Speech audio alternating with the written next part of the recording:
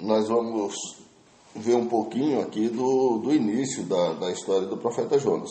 Sempre que a gente pensa no profeta Jonas e vai tentar ver a história dele, a gente naturalmente já vai para onde? Para o livro de Jonas. Exato. Onde tem a história do profeta Jonas. Porém, de acordo com a tradição judaica, a história de Jonas não começa no livro do profeta Jonas.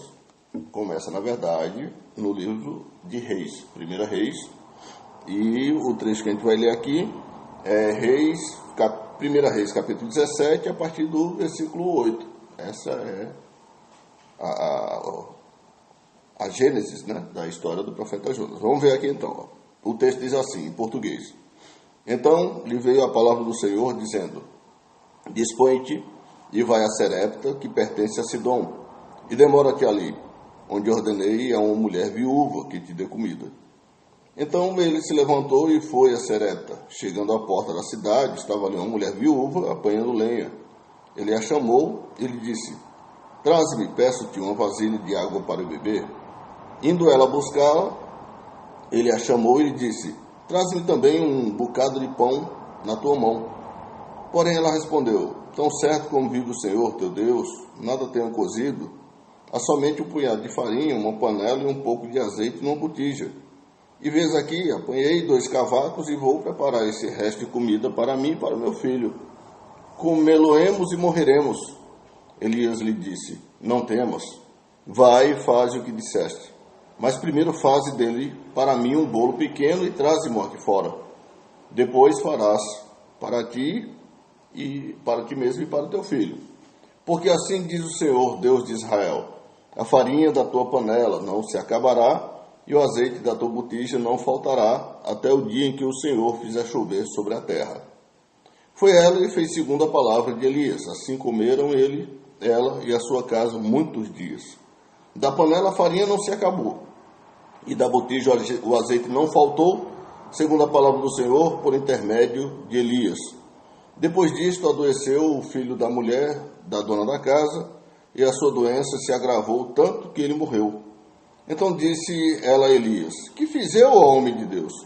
Vieste a mim para trazeres à memória a minha iniquidade e matares o meu filho?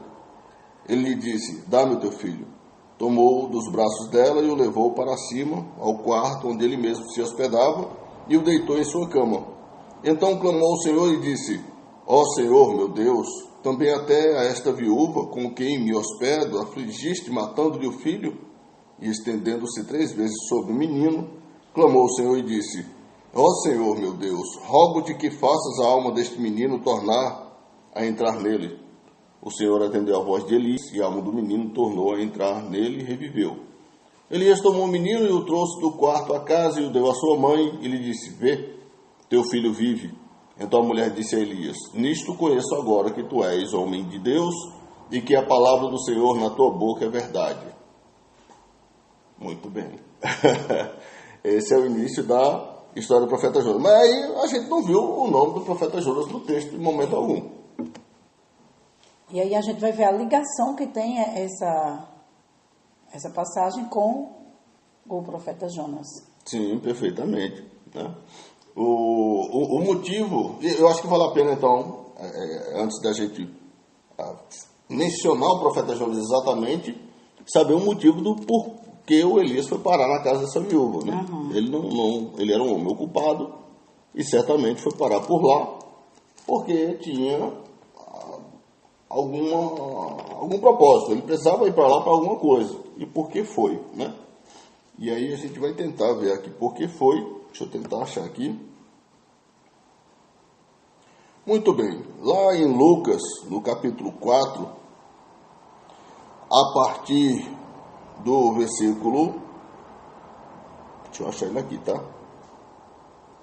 Muito bem, muito bem. Lucas 4. Ok, Lucas 4, vamos começar a partir do versículo 16, que aí a gente entendeu o contexto de Lucas. e já discute aí essa passagem de 1 Reis. Diz assim: indo para Nazaré, onde fora criado, entrou num sábado na sinagoga, segundo o seu costume, e levantou-se para ler. Foi Rabi Yeshua, né? Ele está lá em Nazaré, e ele vai para a sinagoga, então, e levanta-se para ler. Na verdade, o levanta-se para ler, ele é chamado, né? De acordo com a liturgia judaica, após a leitura da Paraxá, se bem que mesmo durante a Paraxá, porções dessa Paraxá pode ser lida por alguns que é chamado, né? Pelo Rabino ou pelo Razan, mas nesse contexto aqui em particular, Rabi Yeshua é chamado para ler uma Haftará, né? E ele foi chamado, então ele levantou-se para ler. Então lhe deram o livro do profeta Isaías, ou seja, não foi ele que escolheu. Na Paraxá do sábado aqui em questão, a Haftará dessa Paraxá era o do profeta Isaías, que depois eu acho que vale a pena um dia a gente discutir um pouquinho. A Paraxá aí citada, a gente sabe exatamente a data, né? Sim, perfeitamente. Já que tem a Paraxá. Isso, perfeitamente. A questão hoje, a gente não vai adentrar, porque o foco é o profeta Jonas. Exato. Mas a questão dessa Haftará aqui, ela é muito importante, porque a partir do século XII, a Haftará passou a não ser mais encontrada, e a crítica judaica dos judeus que não acreditam no Novo Testamento acabou agregando mais esse trechinho aqui como uma censura ao Novo Testamento. Por quê? Essa Haftará, se você for procurar na Torá, ela não está.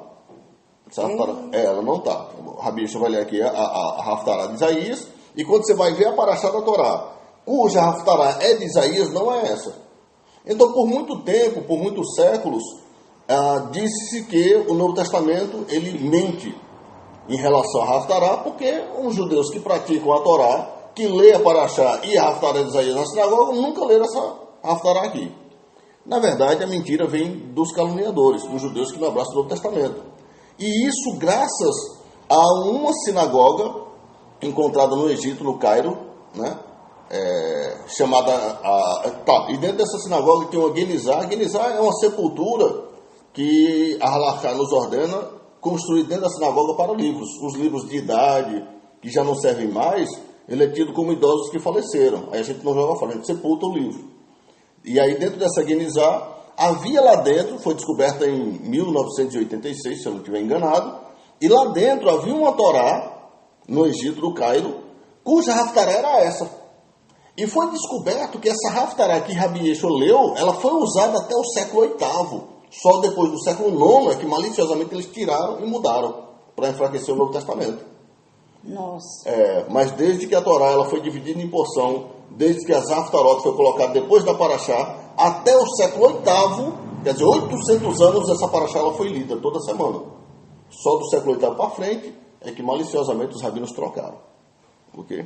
Muito bem. Bom saber, né? Bom saber porque às vezes as pessoas pesquisando aleatório, né? E aí eles começam a questionar e a gente não tem nem o que dizer, porque... Não é? Perfeitamente. Porque realmente, hoje sem ter esse dado histórico, que é fácil de achar na internet, sem ter esse dado histórico na mão, você acaba dando razão à crítica. E não, a crítica ela é maliciosa. Talvez não seja maliciosa por parte de quem está criticando, porque ele não sabe dessa história. Eu sei. Mas quem propagou isso pela primeira vez foi um mentiroso. Ele fez isso para confundir a mente dos simples, né? Vamos lá. Então lhe deram o livro do profeta Isaías, e abrindo o livro, achou o lugar onde estava escrito: o Espírito do Senhor está sobre mim, pelo que me ungiu para evangelizar os pobres. Enviou-me para proclamar libertação aos cativos e restauração da vista aos cegos, para pôr em liberdade os oprimidos, e apregoar o ano aceitável do Senhor. Tendo fechado o livro, devolveu ao assistente, e aí em hebraico Shamash, e sentou-se, e todos da sinagoga tinham os olhos fitos nele. Então passou Jesus a dizer-lhes: hoje se cumpriu a escritura que acabais de ouvir. Todos lhe davam testemunho e se maravilhavam das palavras de graça que lhe saíam dos lábios e perguntavam: não é este o filho de José? Disse-lhe Jesus: sem dúvida citar-me-eis este provérbio: médico, cura-te a ti mesmo. Tudo o que ouvimos ter se dado em Cafarnaum, faz-o também aqui na tua terra. Esse provérbio ele é legal. É tanta coisa que eu gostaria de falar. Porque Quando Rabi Yeshua disse assim, eu sei que vocês me dirão esse provérbio, médico, cura-te a ti mesmo. Então esse provérbio não é inventado por ele. É um provérbio já corrente ali, todo mundo já sabia. Tanto é que ele não está dizendo assim, vocês inventarão um provérbio. Não, ele disse, vocês vão usar para mim esse provérbio. Então se era já conhecido, naturalmente não foi Rabi Yeshua que inventou, ele só está trazendo a menção do que vai acontecer. Quando foi então que esse provérbio surgiu em Israel? A tradição judaica diz que esse provérbio surgiu na boca das mulheres de Lamer, lá no Gênesis, aquele que matou o Tubal-Caim, e a tradição judaica diz que por causa disso, elas não quiseram mais ter filhos com ele, já que ele era um homem cego e poderia matar de novo outro filho por acidente. Na época, o juiz do mundo era Adão, e ele levou a causa a Adão. E Adão, julgando a causa dele e das esposas, disse assim, submetei-vos a vosso marido. E aí elas disseram assim, médico, cura-te a ti mesmo. Porque tu que nos ordena submeter a nosso marido, tu mesmo já faz muito tempo que não toca na tua esposa. Esse provérbio nasce ali. E aí, aproveitando esse trechinho aí, que é bem raro, né? Que assim, se a gente olhar direito, a gente só está vendo porque você vai aclarar mais o livro do profeta Jonas. Sim. Como eu trabalho com as meninas, e assim, é muito interessante qualquer informação relacionada às mulheres, e infelizmente... eu sempre tenho trabalhado sobre o que a gente ouve e o que a gente fala. E uma coisa interessante que me chama a atenção aí nessa sua fala é quando a mulher diz isso, quer dizer, o juiz da época, Adão, ele foi abordado por mulheres criticando ele numa rotina que não a pertencia. Né? Isso. Então, quando eu falo para as meninas, não se envolver na vida da outra, não querer saber dos segredos da outra, e quando vê uma delas com problemas e olhar o seu semblante e ver que está diferente, e por ser pessoas religiosas e saber que são pessoas de boa conduta, em vez de perguntar o que é que está acontecendo, dobre seu joelho e vá orar, se é que isso lhe incomodou, em vez de chegar perto e dizer o que foi que aconteceu, por que você está assim? Porque não nos interessa a vida do outro. Né? Então, a única forma de ajudar o outro é clamar a Deus em orações para que o semblante dele venha melhorar. E uma vez que o semblante melhorou, já resolveu o problema. E aí você, sem se envolver na vida particular do outro, você acabou ajudando. Então, eu trabalho sempre com esse tema. Perfeito. Eu gostei de ver aí, porque o que você viu foi... mulheres que sabiam mais do que devia sobre a vida do outro. Perfeitamente. E agora, por sua vez, uma autoridade. Né? Então, isso é importante para a gente, mulheres. Perfeitamente. Muito bem. Não é? Então é onde nasce esse provérbio, médico, cura-te a ti mesmo. Eu acho importante mencionar, apesar de não ser isso. Muito importante. Foi muito bom. Muito bem. E aí, né, continuando, diz assim, prosseguiu... De fato, vos afirmo que nenhum profeta é bem recebido na sua própria terra. Na verdade, vos digo que muitas viúvas havia em Israel no tempo de Elias, quando o céu se fechou por 3 anos e 6 meses, reinando grande fome em toda a terra. E a nenhuma delas foi Elias enviado, senão a uma viúva de Serepta de Sidom. Pronto, então agora a gente sabe por que foi que o Elias foi parar na casa daquela viúva em Sidom. Bom, isso é importante, por quê? Porque, veja, Rabi Yeshua está dizendo que em Israel também tinha muitas viúvas. E, apesar da fome estar reinando em toda a terra, a gente viu que a fome que estava reinando em Israel atingiu também os países vizinhos. Sidom, que era vizinho de Israel, também estava passando fome. Mas quando o profeta Elias se achega à casa e a mulher que estava a ponto de comer alguma coisinha ali e morrer, junto com o menino de fome, quando ela atendeu a voz do profeta, o profeta se estabeleceu na casa dela e prosperou. Então não importava onde ele se estabelecesse, ia prosperar. Mas por que então Elias foi se estabelecer na casa de uma viúva judia lá de Sidom? Veja, essa viúva judia, pelo contexto, como ela mesma vai dizer, né, quando o menino morre, ela diz assim, por que vieste a mim para fazer lembrar as minhas iniquidades? Então ela entendia que tinha vivido de forma iníqua. E não é porque ela era uma mulher à toa, não é isso. O conceito de iniquidade que ela está evocando aí, que valeria como punição que o menino morresse, é o mesmo contexto de Noemi.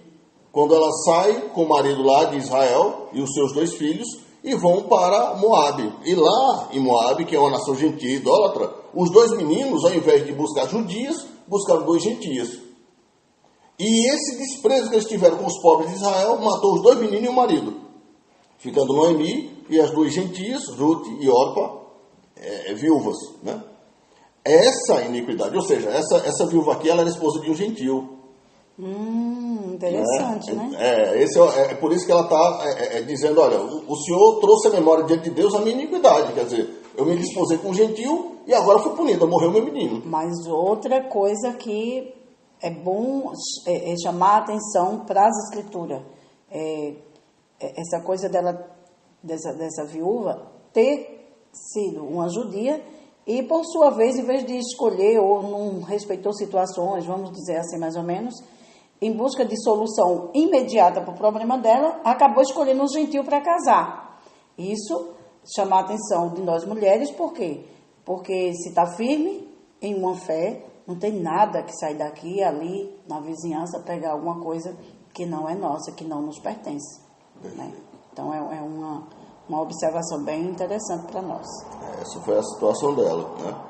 O que acaba realmente fazendo o menino morrer, então, é isso, né? Então, no que o profeta chega, veja, Paulo vai nos dar nos trazer uma reflexão que ajuda muito a entender o que foi que aconteceu com ela. Paulo diz assim: se não há lei, não há pecado. Logo, eu só conheço o pecado por causa da lei, né? Paulo diz isso, e é verdade. Então, enquanto não havia ninguém que entendia da Torá, aquela mulher não estava em pecado. Ela podia viver do jeito que ela quisesse. Quando chegou alguém que entende da lei, então agora ela conhece que está errada. Agora ficou difícil para ela. Perfeitamente, né? Entendo. E foi aí onde... Foi justamente depois da chegada do profeta que o pecado dela foi cobrado, né?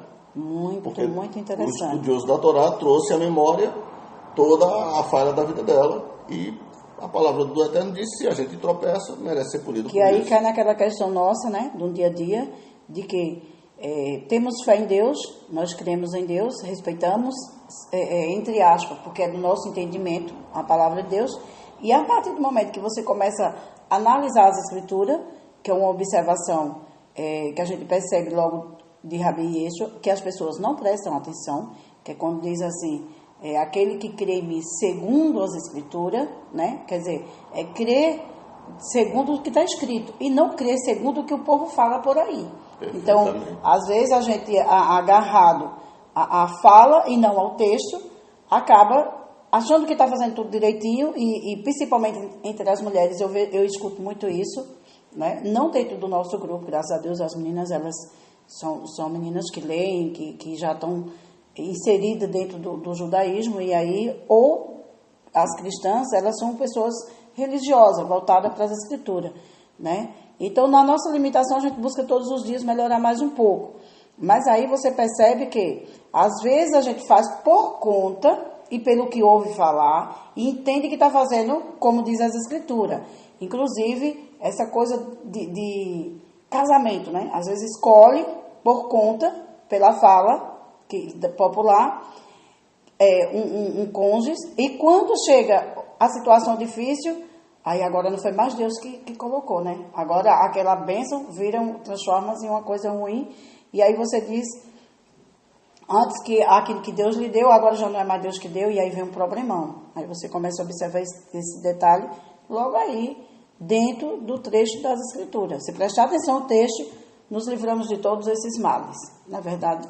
Então, é muito interessante isso, porque eu trabalho muito com isso.